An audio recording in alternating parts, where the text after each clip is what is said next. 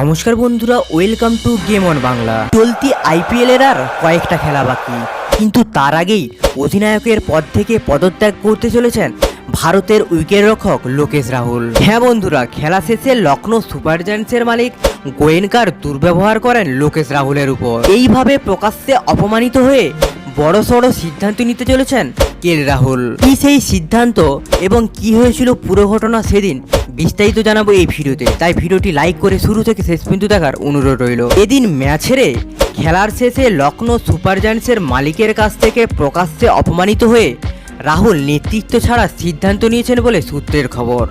রাহুল নিজেই সম্ভবত গোয়েনকার দলের হয়ে আর খেলতে আগ্রহী নন। অন্যদিকে আগামী বছর আইপিএল এর নিলামের আগে রাহুলকে ছেড়ে দিতে পারে লখনৌ ফ্র্যাঞ্চাইজিও। এই পরিস্থিতিতে ভারতীয় দলের অভিজ্ঞ উইকেটরক্ষক তথা ব্যাটার ইস্তফা দেওয়া শুধু সময়ের অপেক্ষা। আইপিএলের এক কর্তা বলেছেন যে দিল্লির বিরুদ্ধে পরের ম্যাচের আগে 5 দিন সময় রয়েছে। কোনো পক্ষই এখনও চূড়ান্ত সিদ্ধান্ত নেয়নি। মনে হচ্ছে রাহুল নেতৃত্ব ইস্তফা দিয়ে দেবে। শেষ দুটি ম্যাচে আর টস করতে যাবে না লোকেশ রাহুল, আর ফ্র্যাঞ্চাইজি কর্তৃপক্ষও ওর ইস্তফা গ্রহণ করে নেবেন বলেই মনে হচ্ছে। তো বন্ধুরা, আপনাদের কি মতামত? একজন ক্রিকেটারকে এইভাবে অপমানিত করাটা কি ঠিক হয়েছে? আপনাদের গুরুত্বপূর্ণ মতামত অবশ্যই কমেন্টে জানিয়ে যাবেন। ভিডিওটি ভালো হলে লাইক করবেন, চ্যানেলে নতুন হয়ে থাকলে চ্যানেলটি অবশ্যই সাবস্ক্রাইব করে যাবেন।